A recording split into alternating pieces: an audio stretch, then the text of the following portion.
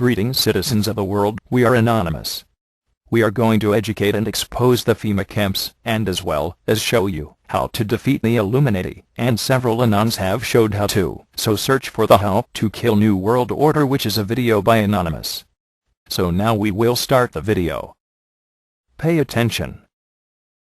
To preserve our independence, we must not let our rulers load us with perpetual debt. We must make our choice between economy and liberty or profusion and servitude. I place economy among the first and most important of republican virtues, and public debt is the greatest of the dangers to be feared. It is incumbent on every generation to pay its own debts as it goes. If the American people ever allow private banks to control the issue of their money, first by inflation and then by deflation, the banks and corporations that will grow up around them will deprive the people of their property until their children will wake up homeless on the very continent their fathers conquered.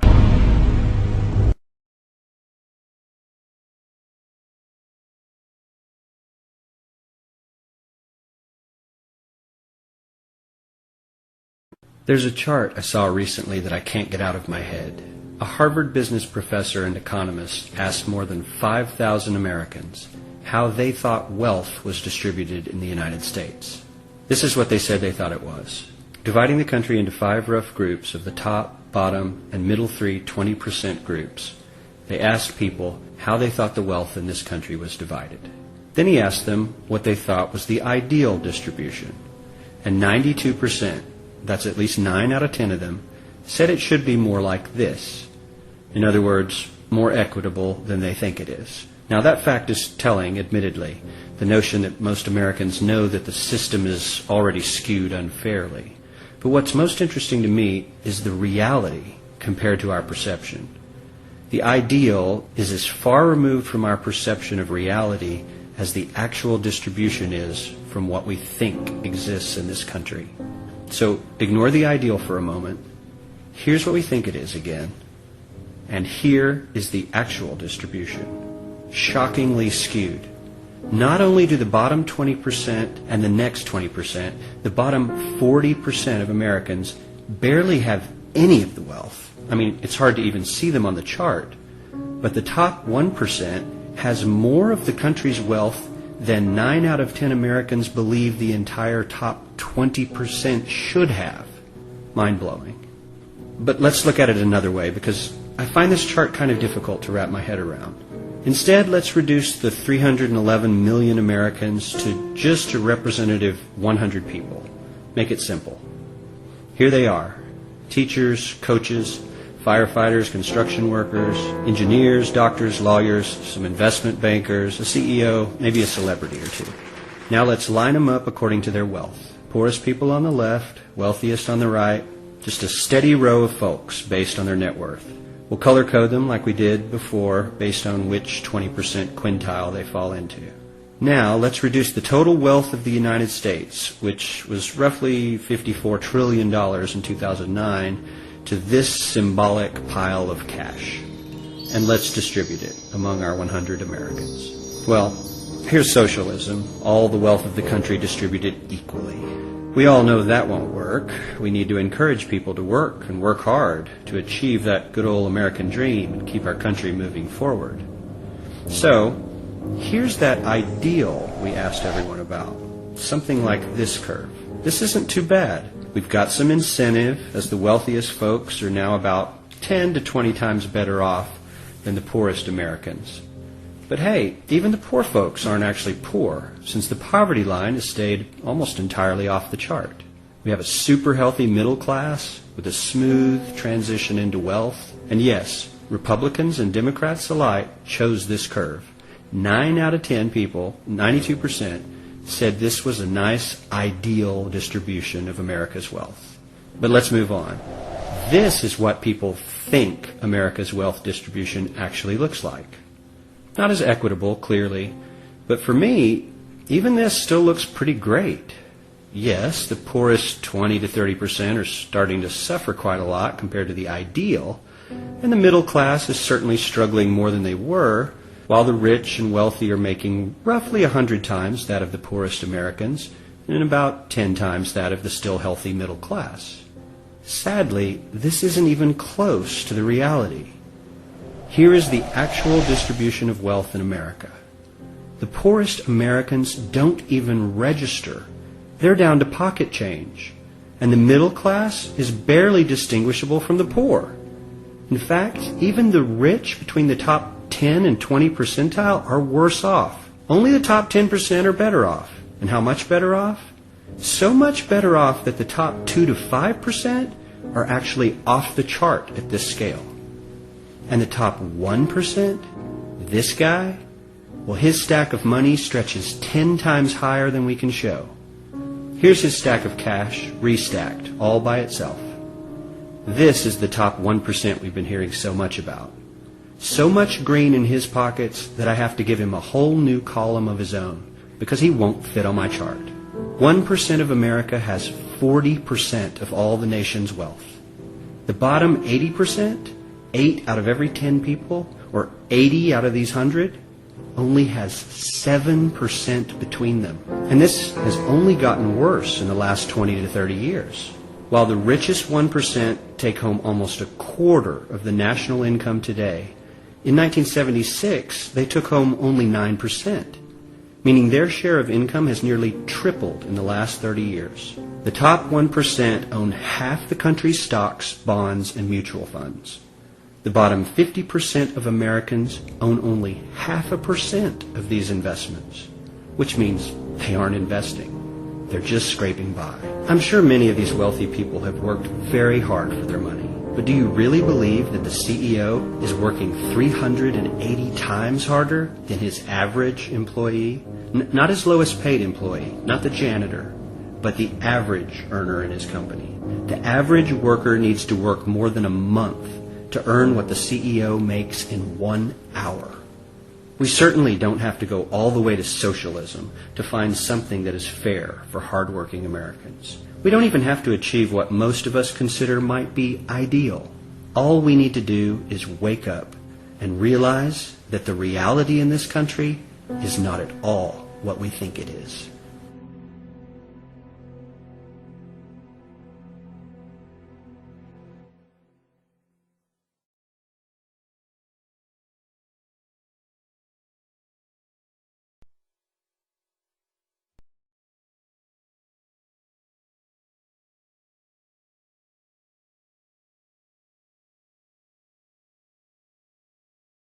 Every human on this planet is enslaved, whether they know it or not. This is not the crude and primitive slavery of ancient times. It does not rely on whips and shackles to keep the oppressed in their place. These tools have been rendered obsolete by much more sophisticated methods. That most of the enslaved are unaware of their condition and would in fact argue fiercely that they are free is a testament to the effectiveness of these invisible chains. You've heard the expression, money makes the world go round. There's truth in that. Money is the prime motive for human labor in modern civilization. If you want food, shelter, and clothing, you must have money. And unless you're part of that tiny minority that has more money than they could ever spend in their lifetime, then you must work, beg, or steal for that money. That's why you get up in the morning and go to work, even if you hate your job. And that's why the specter of unemployment is more terrifying for most people than the prospect of spending 50 years of their life performing menial tasks within the confines of a fluorescent-lit cubicle.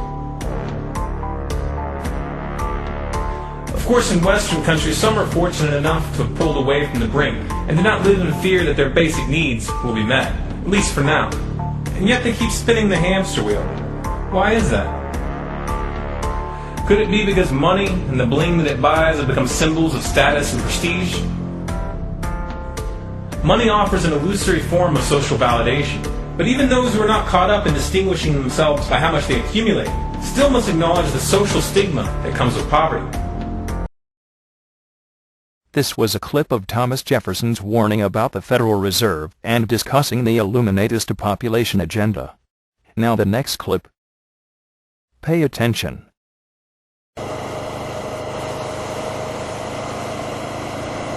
This is one of the first ever supposed FEMA death camp, or FEMA concentration camp.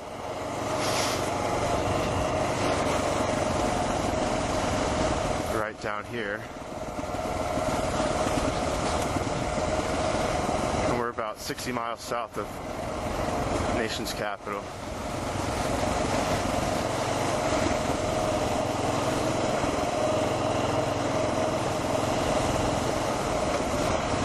Oh no, it says monitored by video camera. Shit. They're face down.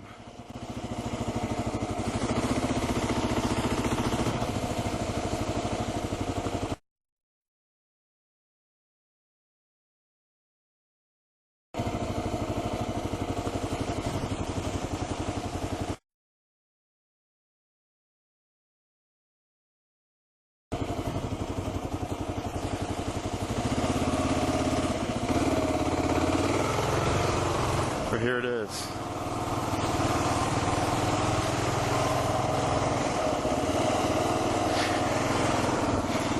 And they actually used the river stealth operation to transport the prisoners.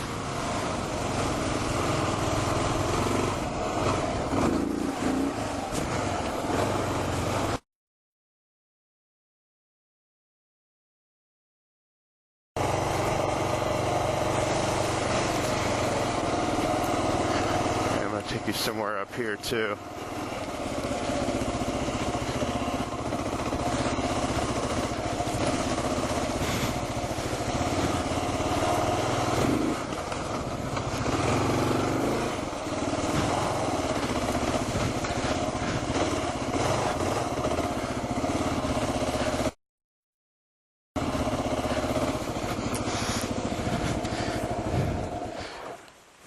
This right here is where supposedly some of the concentration people that fled. This is one of the camps overnight.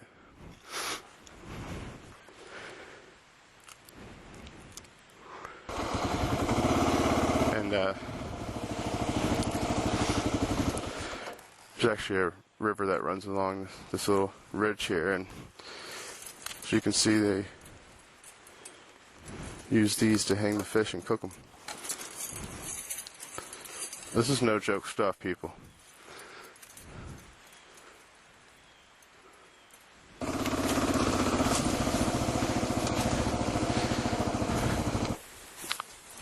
This right here is the pit.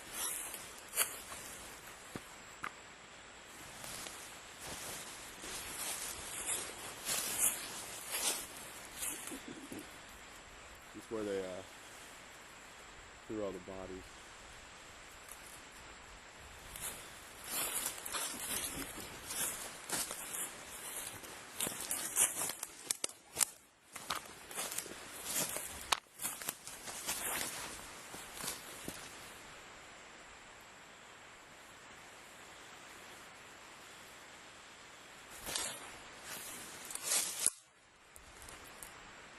You do not want to fall in there.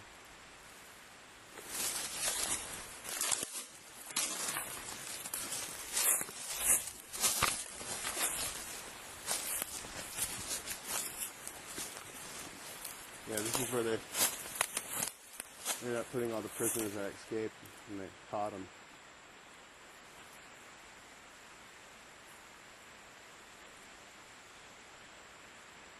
They're pretty much calling it the American Holocaust, the underground American Holocaust. You know,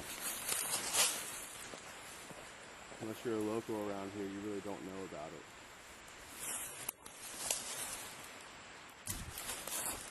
So this is some real stuff here, man.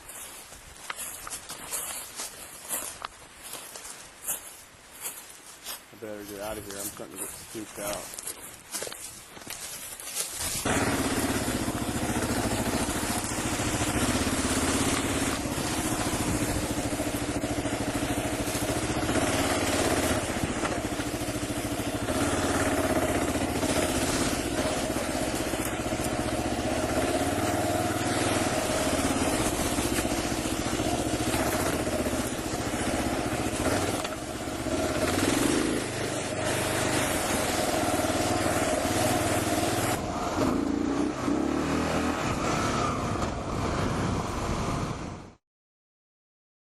Now does the facility strike to you in resemblance of the Nazi concentration camps? Well, it should, and the system is identical to that of what the Nazis had did in World War II. The Illuminati wants to start World War III, and this cannot be tolerated, and we are going to repeat World War II, if we do nothing, while we should do something. This has gone way too far, and this will cause people to rise, as that back in World War II. Adolf Hitler did not start the war. The banksters who work for the elite appointed Hitler in office in Germany in the late 1930s, and the mainstream will not tell the real truth of when Hitler reigned in Germany before he shot himself in the bunker. All these events are identical to that of Nazi Germany, and technological advancements play a key role, especially the mainstream media, to program the masses and to spread their propaganda, same way the Nazis had done, and is already repeating that same events. If you understand the connections in our times and that of Nazi Germany, then you don't have a problem to educate people on it. Let me ask you, how are you going to do your part to wake up those who still ignores the reality, and when are you going to do it, and how are you sleeping at night these days when we're all facing the repeat of World War II? You have to pay attention to the reality of what's going on and make connections to present events to past events, so you can chat with people of what you know. Knowledge is free, and it should be shared, no matter what. Now the next clip will commence. Pay attention.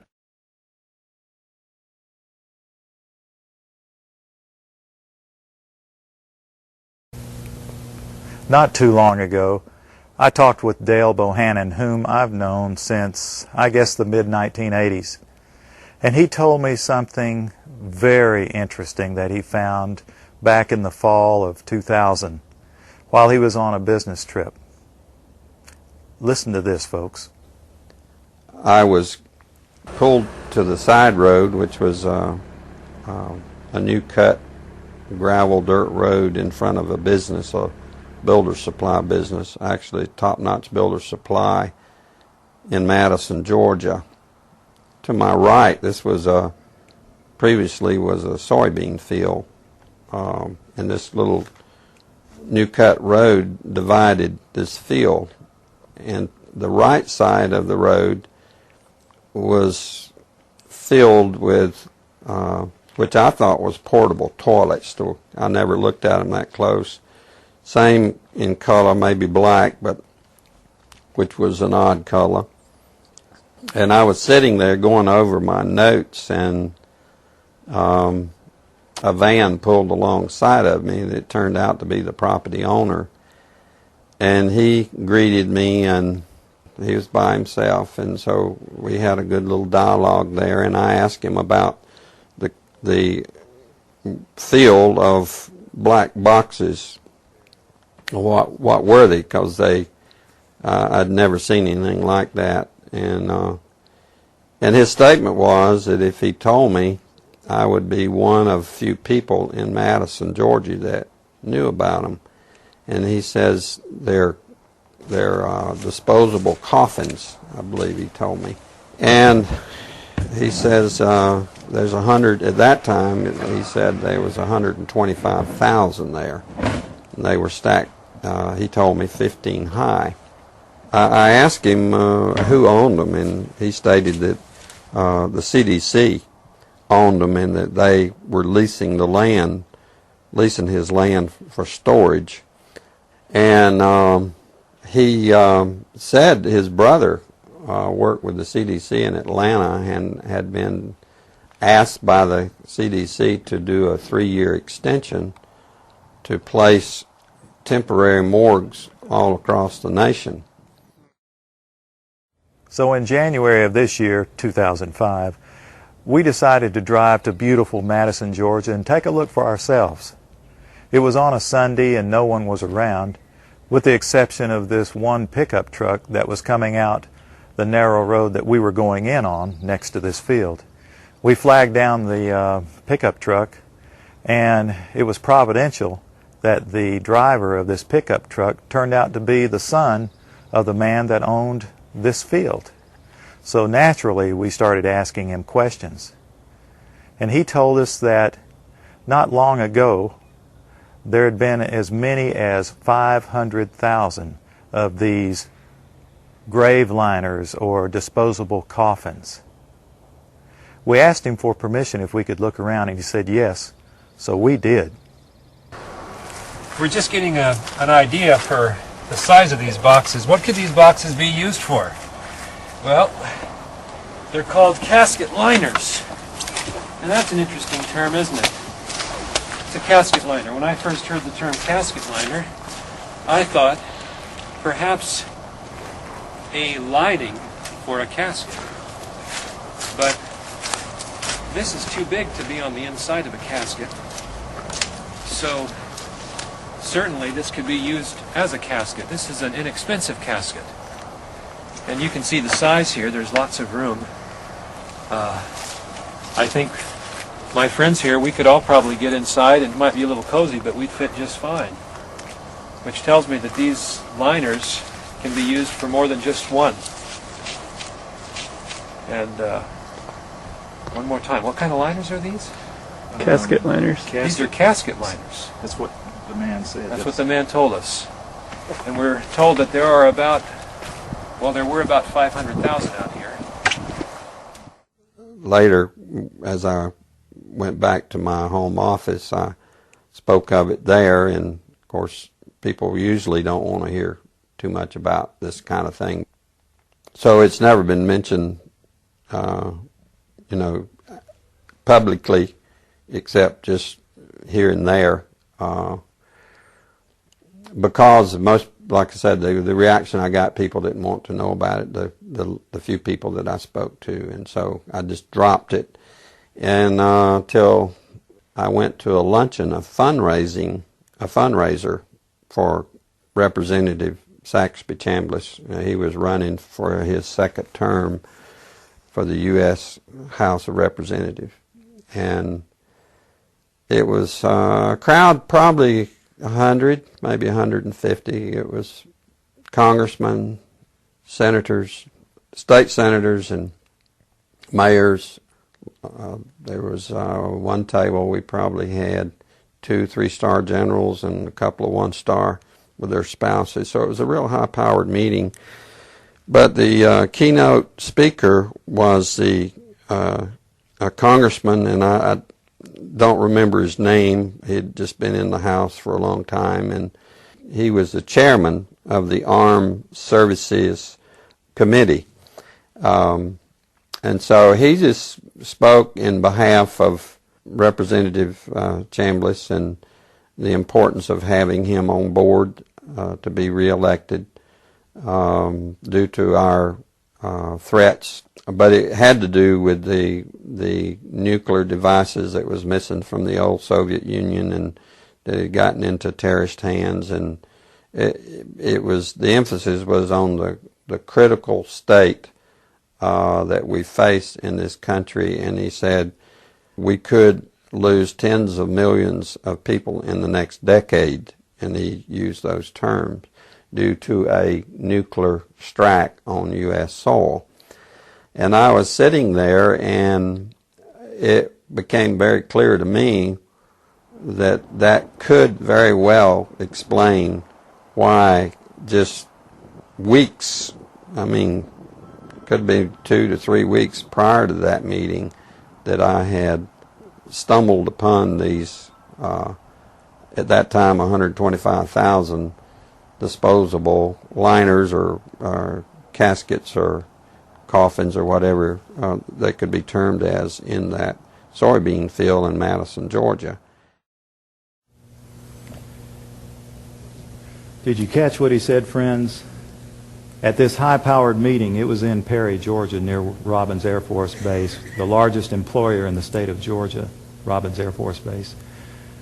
The chairman of the Armed Services Committee was the keynote speaker.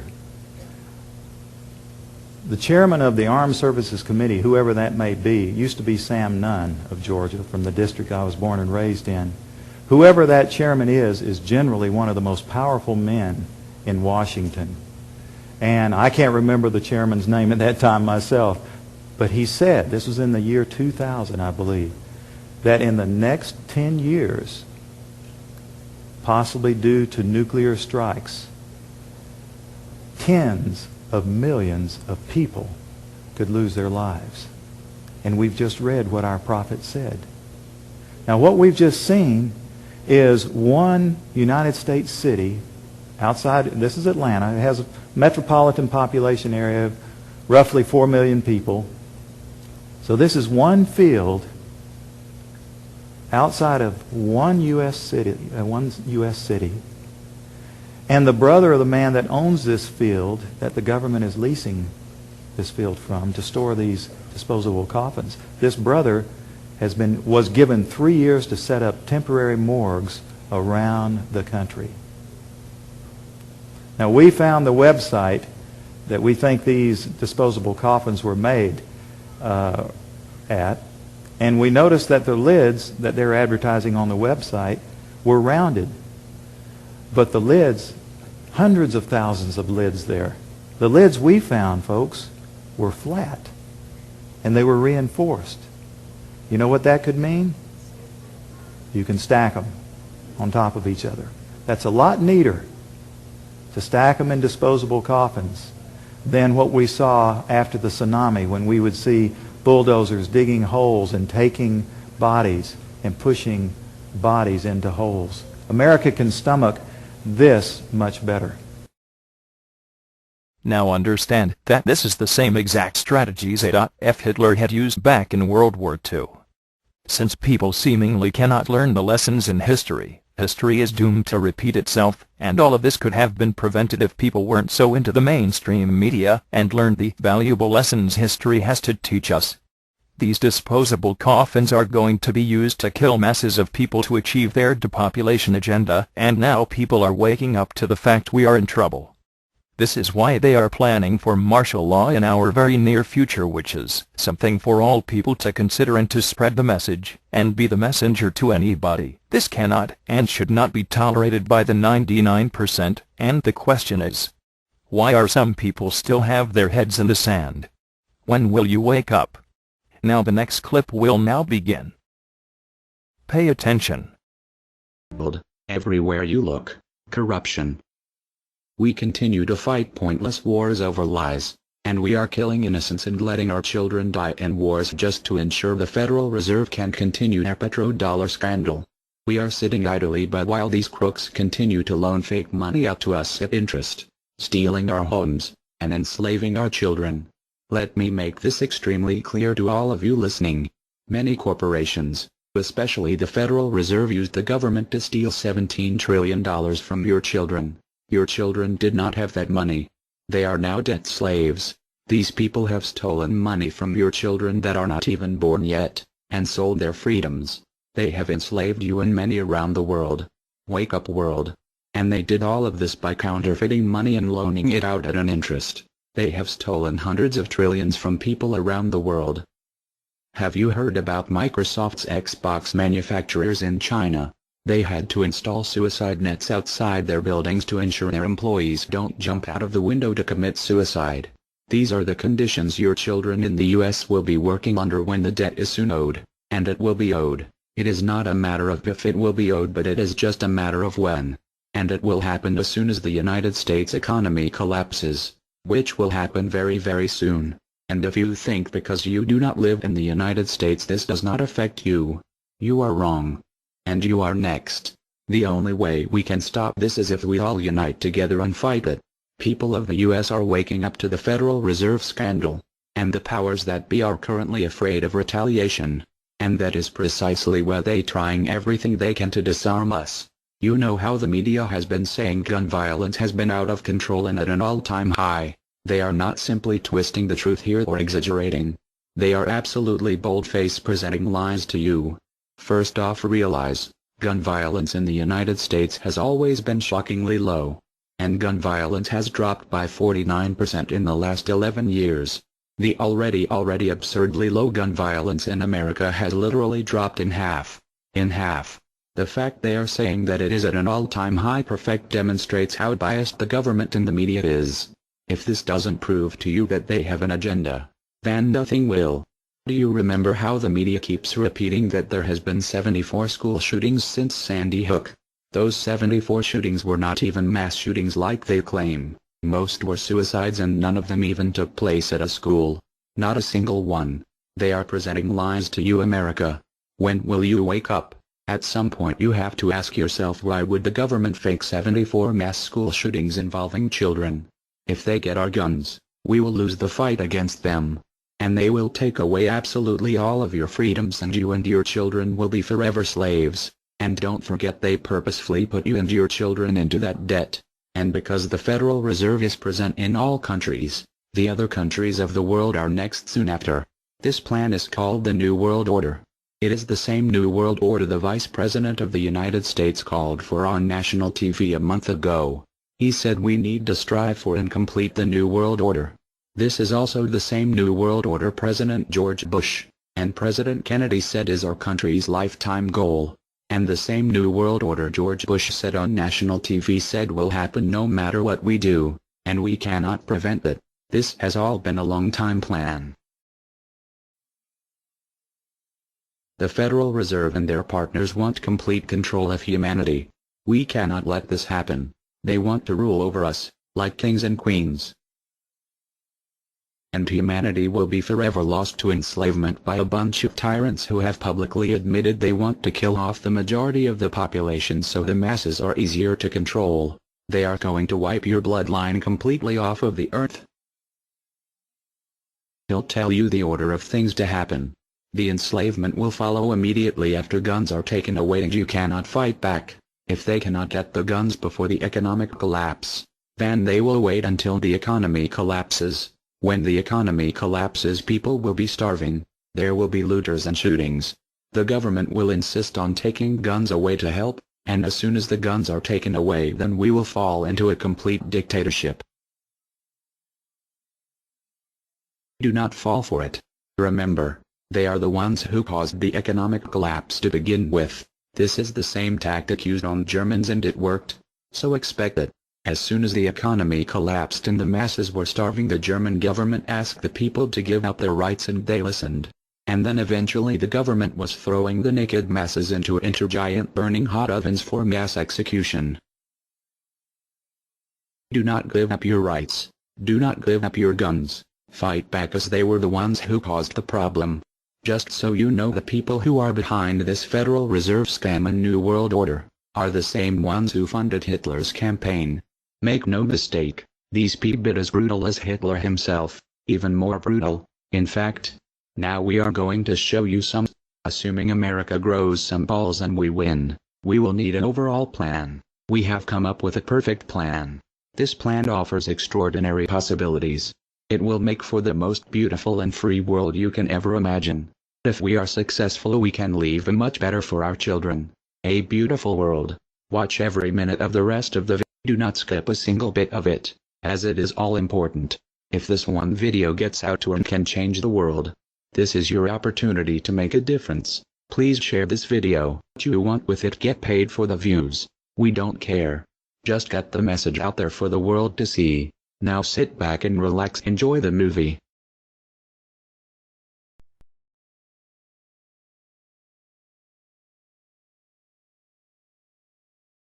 To you? Makes perfect sense. Okay. Anybody else want to throw anything out at us? Sir? I think you're an anarchist and you don't know it yet.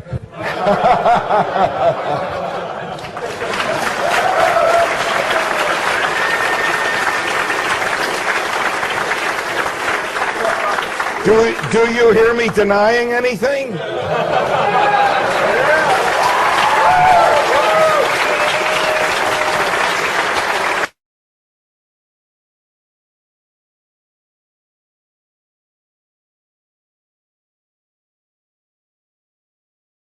Many people, when they hear the word anarchy, think of chaos and mayhem. So they assume that an anarchist must be in favor of disorder and violence. That is the complete opposite of the truth. Most objections and complaints about the anarchist or voluntarist philosophy are not actually about the philosophy itself, but result from people misunderstanding what the philosophy is all about. To illustrate a few points, we will use the example of two fictional islands. Authoritania, where there is a ruling class or government, and anarchia, where there is no ruling class of any kind. We will use these islands to examine several common misconceptions about anarchism. Lots of people think anarchy means every man for himself, or survival of the fittest, or the absence of any social cooperation or organization. They think that anarchy means everyone has to be self-sufficient. This comes from the false assumption that some kind of government is necessary for any organization to occur. Whether it's part of a republic, a democracy, a kingdom, or a dictatorship, a ruling class issues orders called laws and punishes anyone who disobeys them. That is not cooperation. That's domination. It's one group forcing its will on another. Authoritarianism can be used to force people into organized patterns, but that does not mean that people are incapable of organizing their activities without being forced. The most productive and useful examples of organization that we see today are anarchistic in nature. No one was forced to build the grocery store you go to. No one was forced to produce or sell anything in it. Everyone involved in the vastly complex operation of growing your food, transporting it, displaying it in the store, and selling it to you, everyone involved participates voluntarily, working in exchange for money. You and all the other store customers choose freely which store to go to and what to spend your money on. This purely voluntary arrangement allows for an amazingly complex degree of organized cooperation without anyone being coerced to participate. In contrast, under government, a very small group of people comes up with an idea and forces everyone else to participate in it and provide for its funding with tax dollars. In the authoritarian version of a supermarket, the ruling class would tell people what to produce and how much, what prices to charge, and they would tell customers what they must buy and what they must pay. Anyone who did not comply with the centralized master plan would be punished in some way. That is how government does things. Which one of these would you prefer? Another common but incorrect assumption is that if there were no ruling class or no government, people would have no way of defending themselves against common criminals or foreign invaders. Again, this is simply not true. The government version of protection is inherently hypocritical. Governments will use their hired law enforcers to find and lock up some of the private thugs and thieves and prevent them from preying on people. But every ruling class gets the money for its operations by way of taxation, demanding money from its subjects and punishing those who don't pay up. Oddly, every ruling class insists that it needs to be able to forcibly control and extort money from people in this way in order to protect them from private criminals who might try to forcibly control and extort them. In contrast, if there is no government, people do not lose their inherent right to defend themselves from violence, or to defend what they have from those who would take it. Every person has this right, and they also have the right to organize and cooperate with each other to exercise that right. Organizing for mutual defense does not require any government-granted laws or authority. No one wants to be attacked or defrauded, and everyone wants to feel safe. Whether each person takes this on himself or herself individually, or whether they hire and organize others to do it on their behalf, it can be done on a voluntary basis. Those who insist that government is necessary often claim that if there wasn't a government, then smaller private gangs would spring up to enslave and rob people. Organized crime gangs exist along with government, and most people do not understand the dynamics between them and how government enriches and empowers organized crime while appearing to fight it. Black markets enrich organized crime, and money allows them to buy government protection. There's no reason to think they would do as well in an environment of freedom, where they would have fewer ways to make money and would be up against both individual and organized armed citizens. A criminal gang that's recognized as such has far less power than a gang whose aggression is perceived to be legitimate and proper. And that's the gang we call government. When thuggery is called law enforcement, and thievery is called taxation, and self-defense is called crime and terrorism, then even the widespread ownership of firearms can't do much to stop the aggression. Imagine a private gang trying to do the things that government does without the aura of authority, and imagine how a well-armed population would respond to this. The gang would fail quickly and dramatically. Another concern that people have when they first consider the idea of a stateless society is that some people are truly malicious, destructive, and sociopathic. The concern is that these people would be free to do anything they wanted and no one would stop them. But this concern is again based on a basic misunderstanding of human nature. Wherever we have a government ruling class, we still have freelance thieves and thugs who are not deterred by the laws of the politicians. In some instances, they're stopped by force by the police, or they decide not to commit a crime for fear of what the police might do to them. What makes this deterrence work is not the legislation or the official badges, but the simple threat of harm to the sociopath. It really makes no difference whether the threat comes from the police, or another citizen, or even another criminal.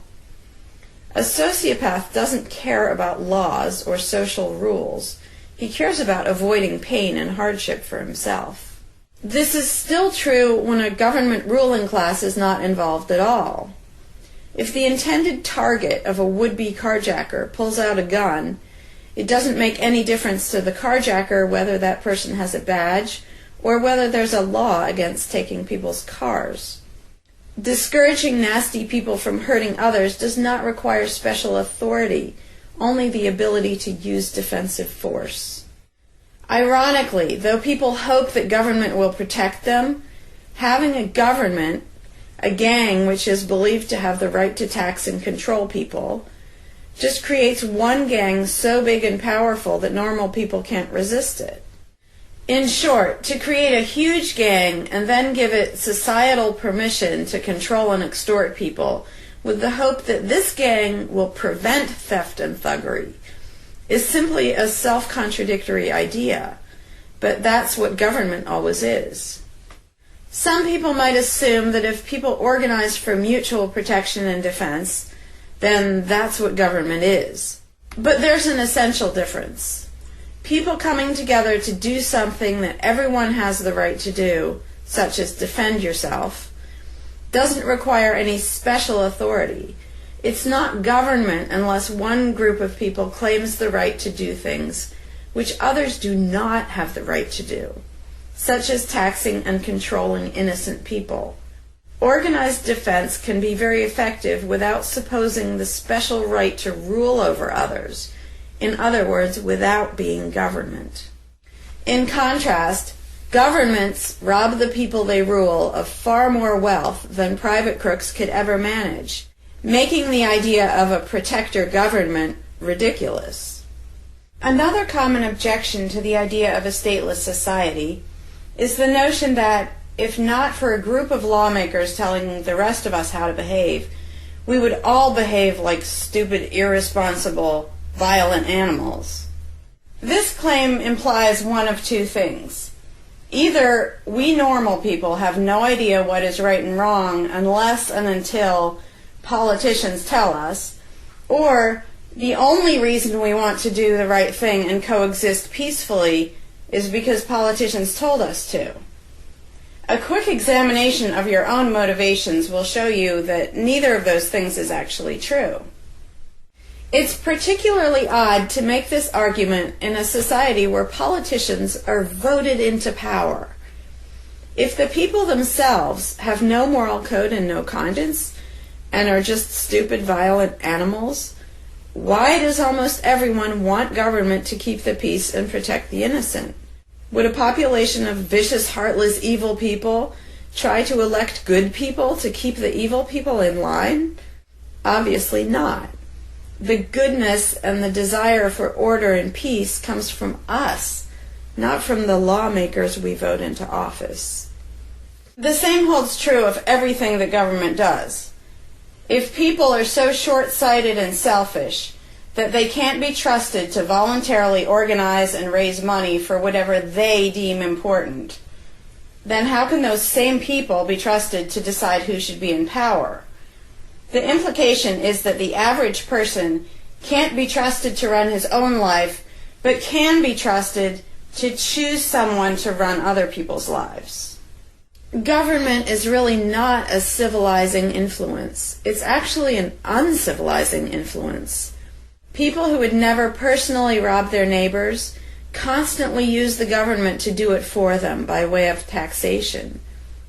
People who would never dream of trying to control minute details of their neighbors' lives think it's just fine to vote for politicians to do it instead. Government gives everyone the opportunity and encouragement to rob and control other people without risk. So government, rather than serving as a check against the imperfections of our nature, instead drastically amplifies our greed, irresponsibility, and malice towards other human beings by giving us a legally acceptable and risk-free way to interfere with the lives and choices of our fellow men and women. Government brings out the criminal and busybody in everyone. In contrast, in the absence of a ruling class, people would lose their ability to ask lawmakers to interfere with their neighbors' lives. And we would not have law enforcers who could avoid responsibility for evil deeds by claiming that they were just following orders. Throughout history, far more theft, assault, oppression, and even murder has been committed by those acting on behalf of a supposed authority than by anybody else. Even basically good people, when they believe in government, will condone things or do things which they know would be wrong if they did them on their own. Most people know that theft and assault are bad, but they imagine that controlling their neighbors and forcing them to spend their money on things they don't want is perfectly moral and legitimate when it's done by way of the political process. Wrong becomes right when it's called taxation, legislation, regulation, and war. Anarchists know better. They know that human society will never be perfect, but it would be a whole lot better if evil deeds were committed only by genuinely nasty sociopathic people rather than being committed wholesale by basically good people who think that violent aggression is okay when it's called law enforcement. The fundamental principle of voluntarism is very simple. It's wrong to initiate violence against any other person, regardless of badges, laws, or alleged authority. The only time the use of force is justified is to defend against aggression. Almost everyone understands this on a personal level, but they've been taught that this basic rule of social living does not apply in the game of politics and government. Most people already know how to get along with others, and most people want a peaceful and just society. Our morality doesn't come from politicians making laws. Our ability to organize and cooperate doesn't come from the ruling class. When people escape the belief in government, they don't suddenly turn into violent animals. Our inherent right to defend ourselves and our ability to defend ourselves is not served by government. In fact, it's threatened by government more than by anything else. Ruling classes do not produce peaceful coexistence, but rather perpetual conflict and violence. Our belief in government authority takes our compassion, virtue, and good intentions and turns them into power for people who crave power and riches. Of course, the people who benefit most from the political racket will put a good spin on the system and do their best to convince people that it's a social necessity. But ask yourself this: have the thousands of laws, regulations, and taxes imposed on you by politicians made you a better person? Have they made you more productive or more caring? Is the world better off with the politicians taking your money and telling you how to live your life?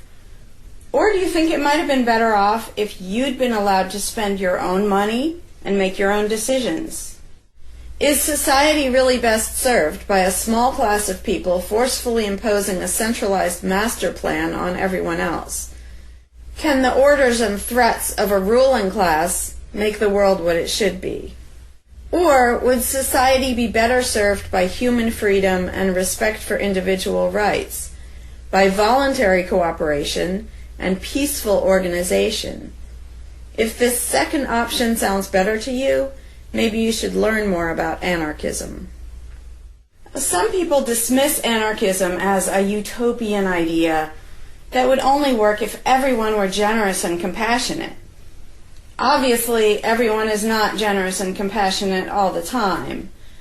But these people need to look at the other side of the coin.